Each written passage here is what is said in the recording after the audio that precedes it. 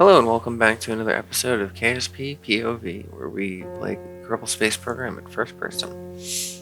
Today, the name of the game is going to be Satellites. As we are playing with the mod Remote Tech, the communications becomes a lot more complicated and realistic.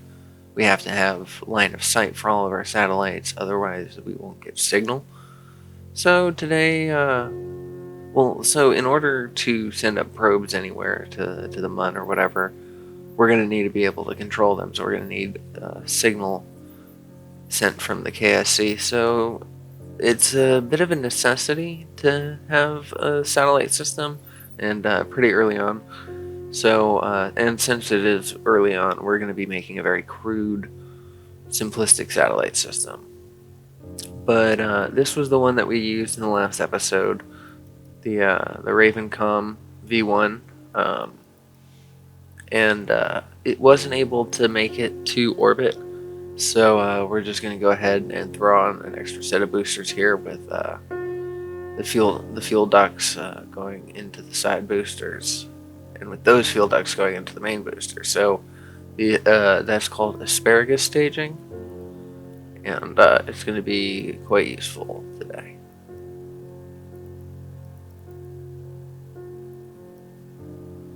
So now I'm just making a few minor changes to the original thing. I decided to put a camera on there.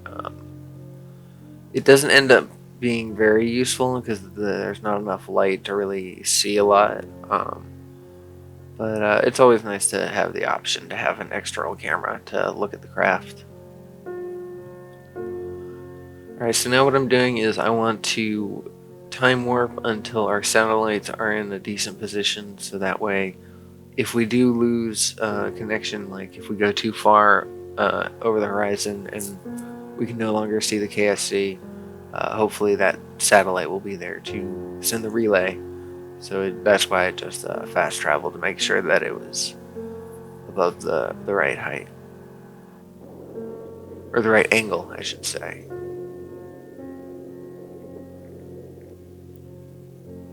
So once again, we're going into the mission control room, setting up our screens. If you didn't check out my last episode, I went through and broke down button by button what each of these things do. So if you're curious on why I choose the screens I choose and how I'm doing things, go check out that video. So there's going to be 3 satellites launched today in order to make our triangulated system. We're aiming for about 100,000 kilometers, because the antenna, the relay dishes we have aren't very strong, so we can't be too far away. But we still want to be as high as we can, so that way we get the best coverage.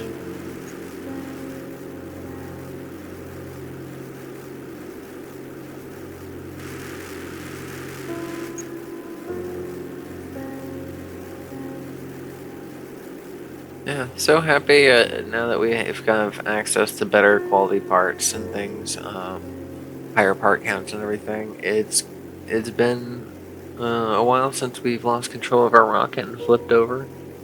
You know, we just we're managing our weight and our center of lift, center of mass, managing all that to make sure that the rocket flies fairly smoothly. Like, I was even able to do a little roll right there and not have to worry about spinning out.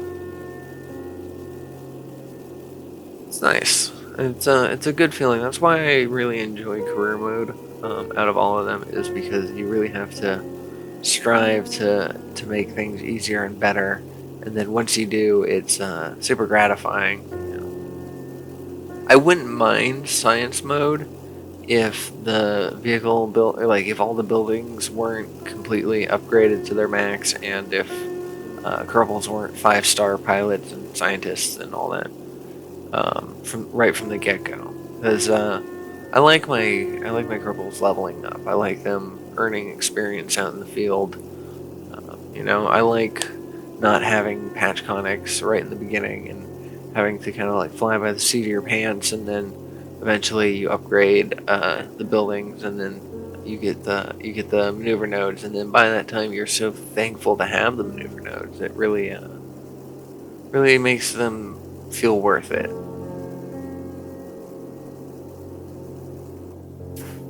We go ahead and separate that stage. Those boosters are empty, and now we've got our spacefaring stage, and this will bring us into orbit.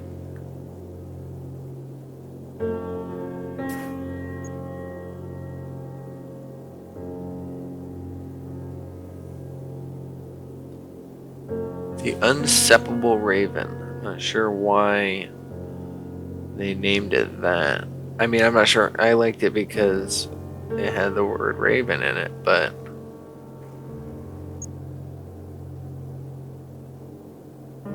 is that even a word? No, that's unacceptable as a word. Yeah, I don't know what unseppable means, but that's part of the Champagne naming mod. The Kerbals that worked on the rocket can suggest names for it. And I thought it might be a little fun for this playthrough, actually having names. I'm typically, all the names of my rockets are very utilitarian. It's very much like Lunar Probe, V1, the amount of seats it has. So it would be Lunar Probe, V1, 0 plus 1. And the 0 is like, oh, that means if I see a 0, then that means that it has a probe control, and I can fly it without a pilot. If it's 1 plus 3, then I know that it can hold 3 Kerbals, but it needs a pilot in order to fly. So I have a little system set up for naming of my crafts. But for this playthrough, I decided to do a little different, have some interesting names, like memorable names that separate them. It does, of course, make things a little difficult when I'm trying to load a craft. Just trying to remember. It's like, what kind of raven? I don't understand. So I had a little graphical glitch here with the I time warped while in the mission control room, which is not good. Sometimes the Kraken likes to get you there. So I ended up reverting my save. Thankfully, I had just recently dropped a quick save. Yep, so now we're just circularizing our burn, or orbit, I mean. And we're sitting at a cool 1.2 millimeters.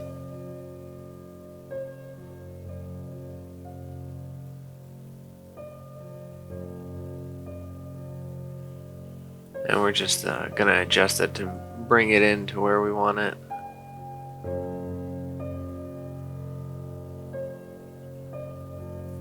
Setting up a satellite network is very much just a lot of minor adjustments on things. So we're looking here, we're actually running out of electric charge fairly quickly. And I believe that we're on the dark side of the moon from that, but we do regain it eventually when we get the sun over, and thankfully in time for our burn.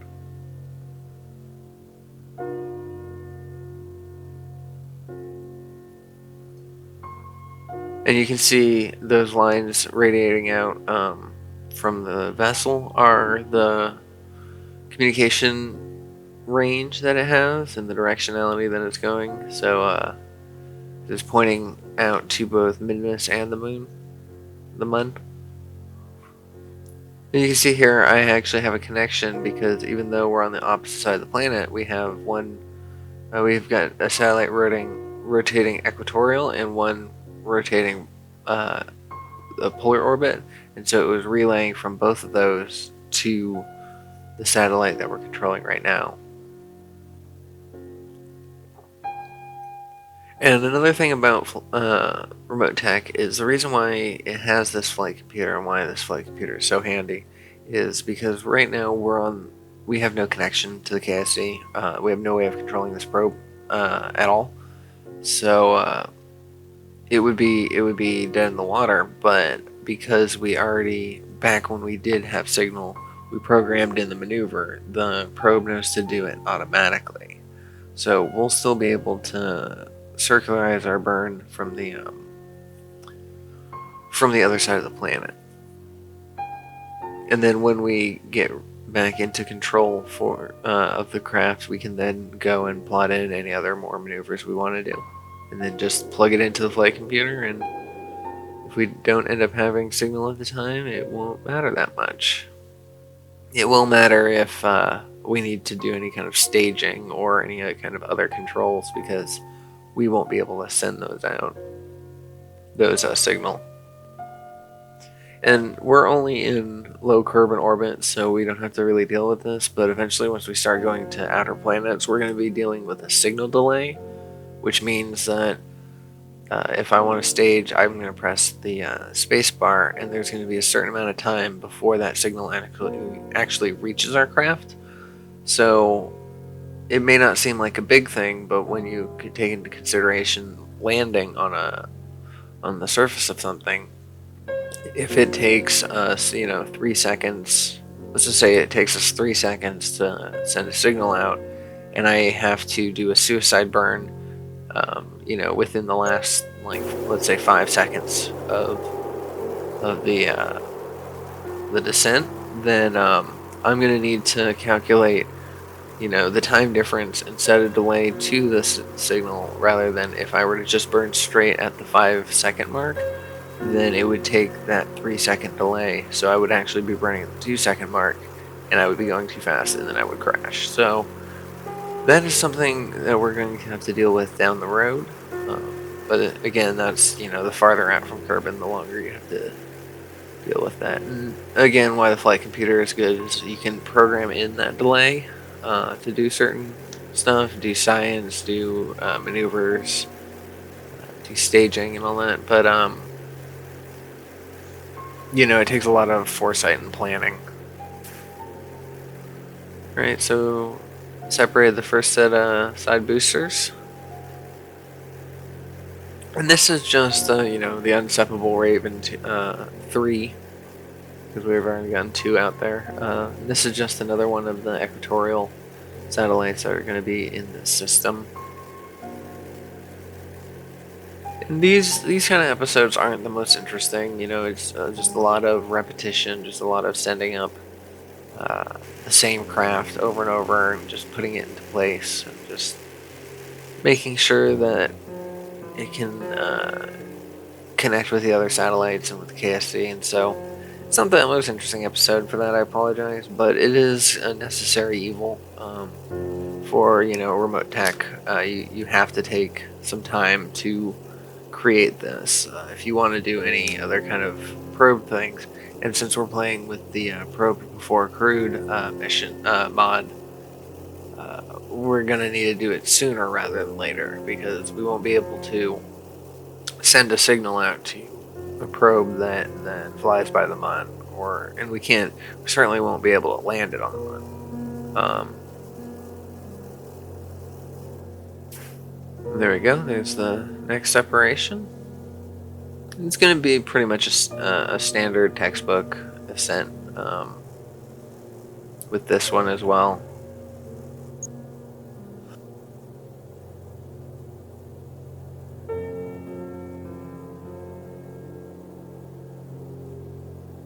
Right, so we go ahead and stage our fairings and deploy our satellite so all the communications dishes come out. Our solar panels are fixed, sadly, so those don't extend. So it's basically just making sure that all the not radar dishes, the communication dishes are activated.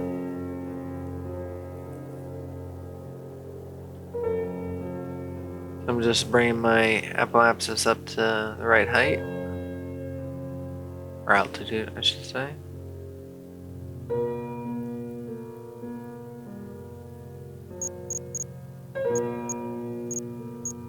Yeah, I really wish those SAS buttons worked from inside.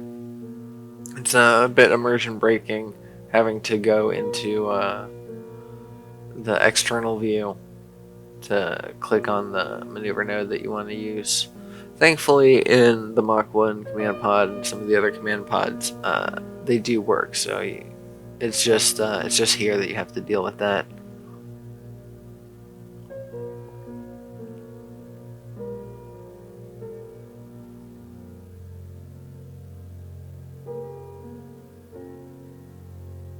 So just cruising up to the top.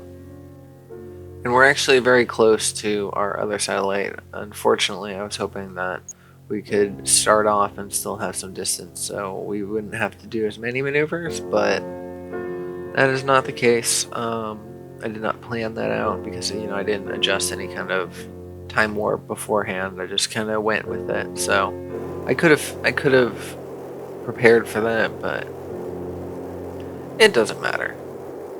It's not too hard.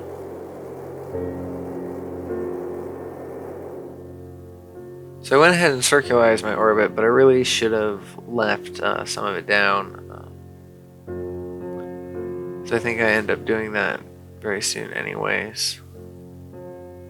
So I just went ahead and took a look at my contract for it, because I do have a contract to set up the satellites. We need to have 3. They need to be above 600,000 meters, and they need to be at an inclination below 1 with an eccentricity below 0.004, I believe. So a very specific orbit.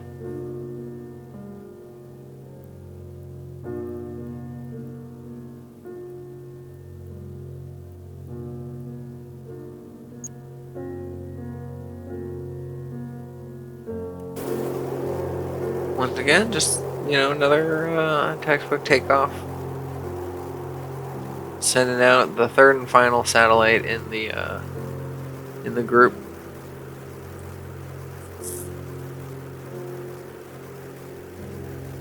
And then after that, we're going to adjust their orbits.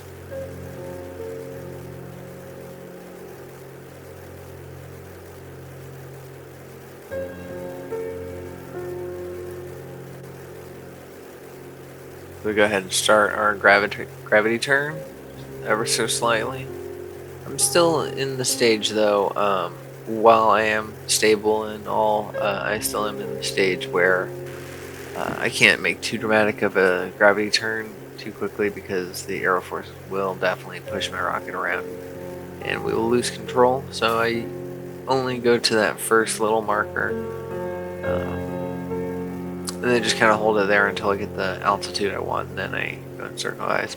But once we get better engines and reaction wheels and whatnot, I will be going for a typical standard 45-degree gravity turn.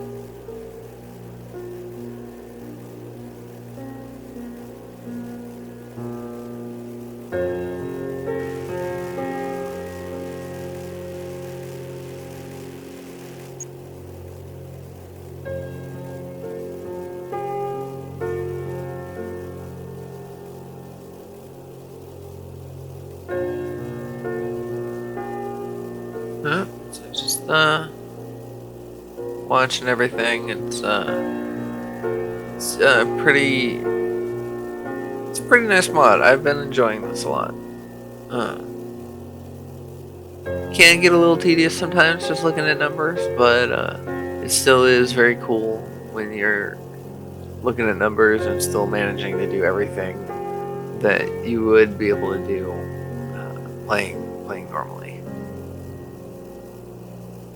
So the side boosters are now empty. I can tell that they're coming up when on the vessel view they start turning red. They'll turn green, yellow, red, and then gray, depending on how much fuel they have.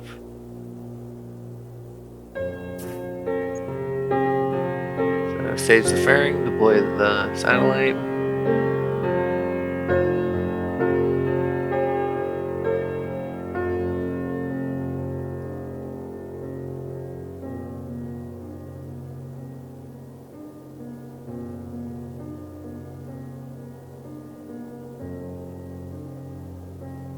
And fairly quickly, we're just bringing our apoapsis up as we aim away from the planet. And stop. We use MechJeb to plot in our circularization burn.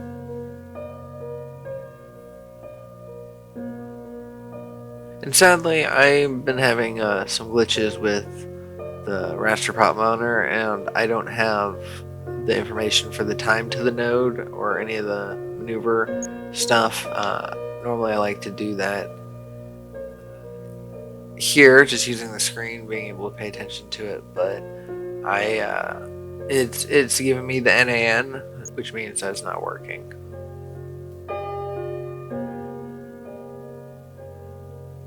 So yeah, so now I want to make sure that it's on hibernate. So hibernate through warp. So we just get the most out of our batteries that we can. And yeah, once again, all the satellites are pretty much right in the same area. Not very helpful at all. And because this is a crude setup, like I mentioned before, these satellites are going to fall out of their orbit and will no longer be synchronized because they're not precisely lined up. But we will be doing precise lineups of our satellite system once we have better communication dishes, longer range ones, things that can reach the Mun and Mid-Miss and whatnot. And then we'll do it right. We'll make sure they're on the right inclination with each other, that they all have the same orbital period, that they're all equally spaced. And then, if done correctly, then they will never leave that orbit, and it will always be set up that way. Thankfully, in Kerbal Space Program, there isn't anything such as orbital decay, so we don't have to worry about managing micro burns to keep ourselves at the appropriate altitude like real world satellites and stations have to do.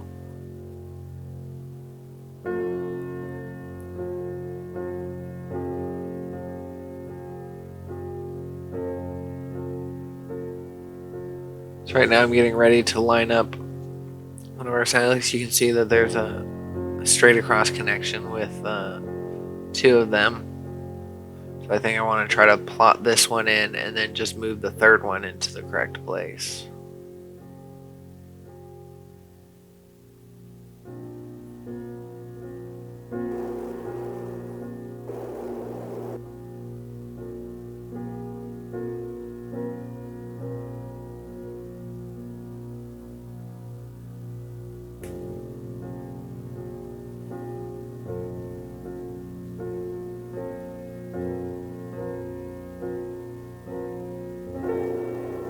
So I'm just doing a little bit of manual burn, bring that back in. Then we go ahead and switch to our other vessel.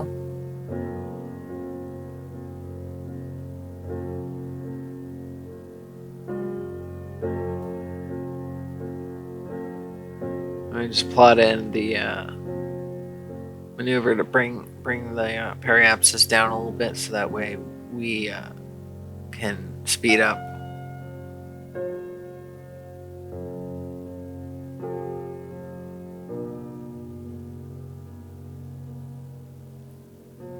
Yeah, so the satellite needs to basically be on the opposite side of where it's at from now.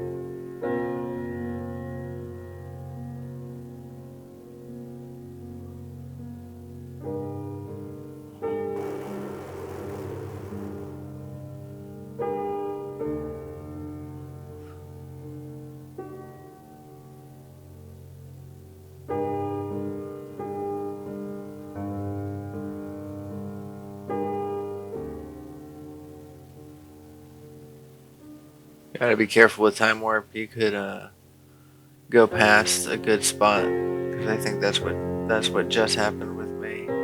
I was in a relatively decent spot. Oh, you see that triangle started to form? I went ahead and plotted this, but I think I don't take it. I think I let it wait one more revolution.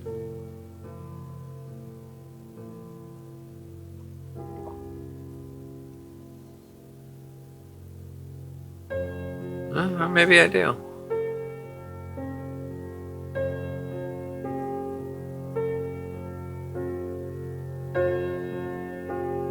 No, I think I take the maneuver.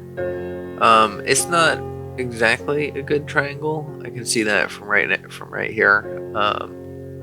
So you know, crude, like I said.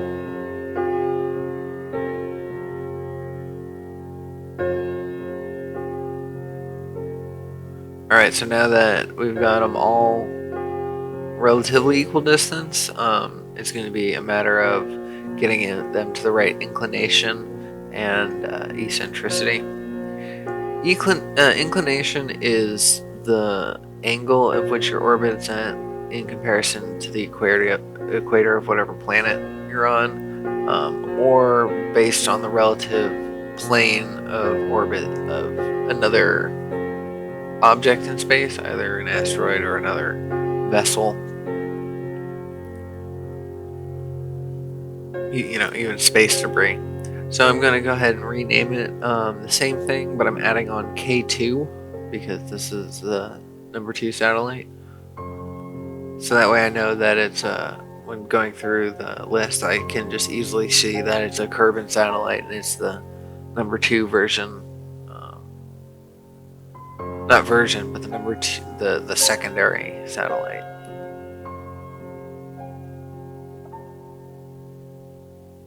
And so that satellite's inclination was fine. So now what I'm going to do is I'm going to use that as my guide and fix the inclinations of these. So yeah, so rename this one. It's going to be K1.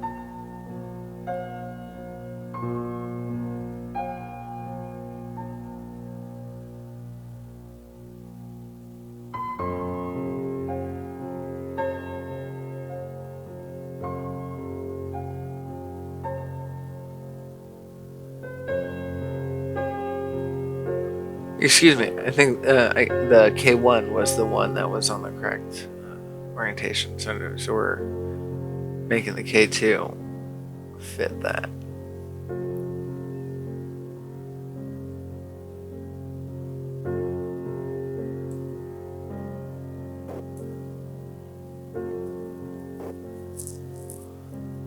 So we're just making some minor adjustments, very, very small burns.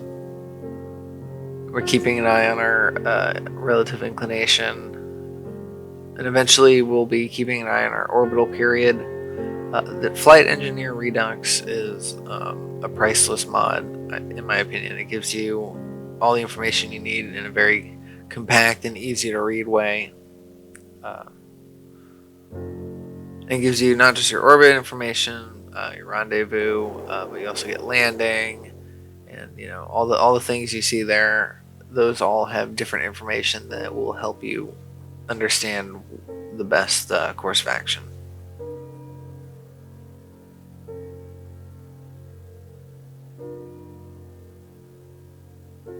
So once again, going ahead and renaming it, adding K3 this time. And then we target the template satellite, I guess so you call it. Template, because you know that's where you're basing everything else off of. Go ahead and point towards the node and then hit the execute. If all you need in remote tech is just this just a way to automatically do your burns, all you have to do is make the maneuver and then you press node at the top and that will point it towards the node, and then you press execute and then it will give itself a little countdown to do it. I've really enjoyed the automation process of the burn because sometimes I get distracted during my burns, or sometimes I have you know, work that I can be doing in the meantime, you know, just related to what I do. I can just set my flight computer and then turn and then work on something else on my laptop, and then eventually I'll hear the burn start, and then I'm like, oh, okay, so it's burning now. So I have an idea that it's burning. I can check it, and I'll just keep working. And and eventually the burn will end, and then I'll be so focused on what I'm doing I won't pay attention that the burn had end, and then at some point I'll look over, I'm like, oh, maneuver has been successfully completed, and then I save whatever work I'm doing, I go back to the computer and I plot in the next maneuver and stuff. So I really like that it gives me the ability to still do correct burns, but not have to be so fixated on the countdown. It's like, oh, I have a minute and a half burn, so I'm just watching the time go down for a minute and a half, or flipping the camera around on the vessel. It's not as fun that way. It's a lot of automation, and some people can argue that automation isn't fun, but I find automation interesting.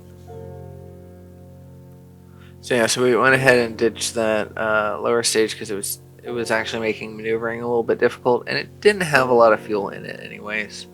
It did make space debris, so that's not great, but we haven't been very good at keeping space debris out this playthrough. But there's always the plans. I have a kind of contingency plan for space debris once we get better parts and are making SSTOs and whatnot. Because we use the interplanetary launchpad mod, we have access to a recycling part that will you can suck up any pieces, any craft pieces, and it will turn into scrap metal, and then you can go and melt that scrap metal, make it into iron ingots, and then take those ingots and make them into rocket parts. Not iron, metal ingots. So it's very nice. It's I just have this idea of a big old plane with a big old mouth on the front of it, just flying around the planet, rendezvousing with space debris and just gobbling it up. And with that, we have our very crude communications network set up. Once again, I realize that this is not the most interesting episode, so for that I apologize. And next episode, we're going to be doing some stuff with rovers, so that'll be fun. But for now, that's all I got for you. Thank you so much for watching. If you liked it, if you did like it, consider giving me a like. I would appreciate that. And I will see you in the next one. Take care.